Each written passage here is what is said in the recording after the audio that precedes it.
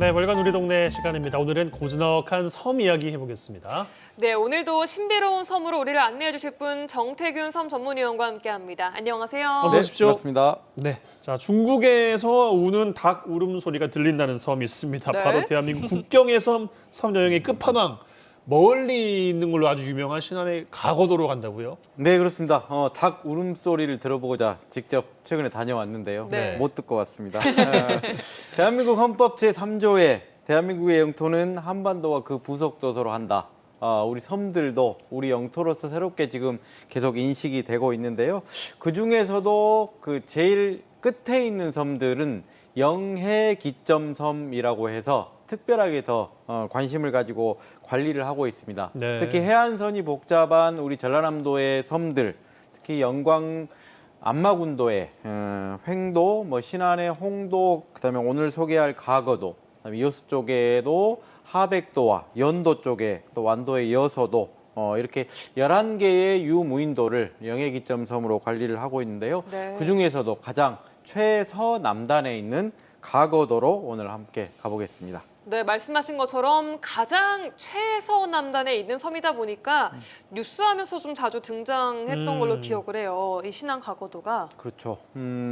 정말로 뭔가 좀 태풍 관련된 소식이 있을 때 가고도 현장 연결합니다. 아마 맞아요. 그런 걸로 그런 얘기들 봤던 것 같아요. 나올 네. 거고요. 그래서 국토의 절해고도 새롭게 뭔가 요충지로 인식이 되고 있기도 해서 1년에 하나씩은 선정해서 조금 더 영토적 가치를 드러내보자 그렇게 홍보를 하고 있고요. 태풍이 불어닥칠 무렵에 각국의 선박들이 이 가고도로 몰려듭니다. 이럴 때 조금 이슈가 많이 나오고요. 또 중국의 불법 어업을 하는 어선들이 와서 해경에 잡혀오거나 쫓겨날 때 이 가고도가 집중이 많이 되고, 또 태풍이 지나가면 방파제를 오랫동안 지금 슈퍼 방파제라고 쌓아왔는데 이게 또 유실이 되고 다시 쌓고 그러면서 언론에 많이 집중이 됐었죠. 네. 해양수산부에서 이 신안 가거도를 2023년 올해의 섬으로 선정했거든요. 그만큼 특별하다는 거 아니겠습니까? 올해부터 행안부, 해수부 각각 유인도와 무인도를 관리하고 있는 중앙부처죠. 거기에서 한 섬씩 지정해서 홍보를 조금 하자. 네. 그 첫 번째가 이 끝판왕 가거도입니다. 그래서 아주 먼 섬 서남단 끝에 있는 국토 가장자리에 있다 그래서 갓섬 그렇게 불렸거든요. 그래서 어떤 시인, 조태일 시인은 가거도가 있는지조차 없는지조차 모르는 섬이다. 그렇게 표현하기도 했고요. 가고 보니까 또 가고 보이니까 또 가고 가서 마침내 살맛 나는 곳이 나오는구나. 그래서 실제로 한자도 가능할 가자에 살 것자를 씁니다. 그래서 여기가 가거도군요. 네, 그렇습니다. 살만한 곳이구나. 그래서 현재도 섬 전체가 기암괴석 정말로 아름답고요. 후박나무 군락들이 상상할 수 없을 정도로 많게 군락을 이루고 있고, 이게 또 주민들의 주 생업이시기도 했었고요. 네. 그래서 지금은 초등학교도 있고 중학교 또 독도처럼 해양 경비대가 주둔하고 있는 아주 중요한 섬이 됐습니다. 그렇군요. 그래도 이 가거도가 섬 여행의 끝판왕이라고 할 만큼 좀 멀리 있는 섬이다 보니까 어떻게 가는지도 궁금하거든요. 얼마나 걸릴지도 궁금하고. 아직은 조금 멀어요. 마음의 거리를 조금 더 가깝게 하기 위해서 아마 일반인 전 국민 반값 여객선 운임을 전라남도하고 신안군에서 지금 지원하고 있습니다. 네. 그래서 절반 가격에 가실 수 있는데 그래도 좀 멀어서 4시간 반 정도. 4시간 와. 반요? 와. 목포에서도 배로만 4시간 반이요. 그렇죠. 145km 정도. 흑산도를 경유해서 흑산도에서도 한 70km 정도 되는데요. 중간에 또 만제도라는 섬, 상태도, 하태도, 중태도 이 태도를 거쳐서 가기 때문에 시간이 조금 오래 걸려서 조금 배를 잘 못 타시는 분들은 아유 멀미도구나 이렇게 이야기도 하십니다. 그래서 현재도 그 가거도에는 한 426명, 300세대가 넘는 주민들이 지금 거주하고 계십니다. 왕복 9시간 다녀오신 거잖아요. 그렇습니다. 괜찮으셨어요? 저는 끄떡없습니다. 네. 꽤 많이 살고 계십니다. 303세대 426명. 초등학교, 중학교도 다 있다고 그랬는데 다 지금 학생들이 있는 거잖아요. 그렇습니다. 정말로 가히 사람들이 살고 계셨고요. 예. 섬이 멀리 있어서 조금 외딴 섬, 외로울 것 같은데 섬이 좀 북적북적합니다. 오. 특히 낚시하시는 분들이 아. 정말로 많이 오시기도 하고요. 네. 실제로 섬 내를 이렇게 쭉 살펴보니까 선사 시대에서부터 사람이 살았던 흔적이 가고도 조개더미에서 또 발굴이 되기도 했고요. 또 신라 시대에는 당나라를 오고 가던 무역선이 중간 경유지로 기항지로 또 가고도를 경유해서 갔다라는 그런 기록들이 많이 나오고요. 그다음에 일제강점기 때는 흑산도의 작은 섬 해가지고 소흑산도로 그렇게 이름이 불리기도 했었고 지금은 큰 마을 대리, 항리, 대풍리 이 세 개 자연마을에 사람들이 살고 계시고 뭐 관공서도 있고요, 뭐 보건지소, 편의점만 없네요. 뭐 식당이나 민박 여러 편의 시설들도 갖춰져 있는 그런 섬입니다. 네, 그래도 다 있을 거는 있는 것 같아요. 그러게요. 맞습니다. 이 예. 먼 바다에 있는 만큼 무엇보다도 이 풍광이 엄청날 것 같거든요. 일단 산에서 보는 풍광이 압권이라고 하는데 산 이름이 좀 특이해요. 독실산. 독실, 네. 뭔가 조금 독실할 독실한 것 느낌이 들기도 하고. 그렇죠. 우리가 독도를 돌섬을 독도라고 하거든요. 네. 돌이 우리 지역 말로 독이죠. 그래요. 독이 실한 독실. 살이다. 독이 정말로 돌들이 우리말로 짱짱합니다. 실해요 정말로.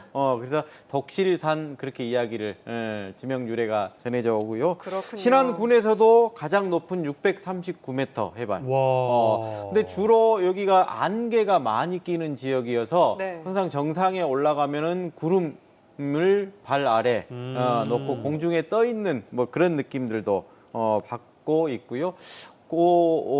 위쪽에 올라가면은 주로 풍란, 석곡, 참 희귀 식물들이 조금 많이 있고 천리향 나무나 산살구나무, 동백나무, 특히나 논농사처럼 밭농사처럼 후박나무 농사들을 많이 지어가지고 그렇게 후박나무들이 많이 있고요. 들어보니까 발견은 못했는데 예전에는 여름에도 얼음이 얼렸던 곳이 있더라고요. 지대가 높아서요. 예, 그래서 산빙고다 그렇게 불렸던 산이 독실산입니다. 예, 재밌네요. 독실산 이야기 들어봤고 마을 뒷산에는 회룡산이죠. 회룡산? 왜 바다의 회룡으로 불리는 용이 산으로 다시 돌아왔다. 돌아올 회 해가지고 아. 회룡산이라고. 용이 돌아왔다. 예, 그렇게 부릅니다. 그래서 네. 큰 마을 대리마을 뒷산이 회룡산인데 겨울철 북서풍을 막아주는 고마운 산. 주민들은 그렇게 인식을 하고 계시고요. 예. 그 앞에 저기 이제 장군섬, 저게 여의주입니다. 용이 돌아와서 저 앞에 장군바위가 된 여의주가 있고요. 산 정상에서 아래쪽 바다를 바라보면은 이 독실산 정상부가 바다에 잠겨서 이 용이 막 올라오는 그런 모습으로 비쳤나 봐요. 그렇게 해서 또 소리들을 잘 만들어 놓으셨고요. 암벽으로 형성된 산 기슭에는 화렵수나 침엽수, 동백나무, 뭐 여러 가지로 울창한 상록수림도 있고 정말로 이 몽돌들이 바스락바스락 예쁘네요. 소리도 좋은 동계해수욕장의 몽돌들도 예쁘고요. 봄에는 살구꽃, 그다음에 또 동백꽃 절경이고요. 가을에 또 단풍도 여기가 또 아름다운 곳이 회룡산입니다. 네. 네, 사진에서 몽돌 소리가 막 들려오는 것 같은 느낌이 듭니다.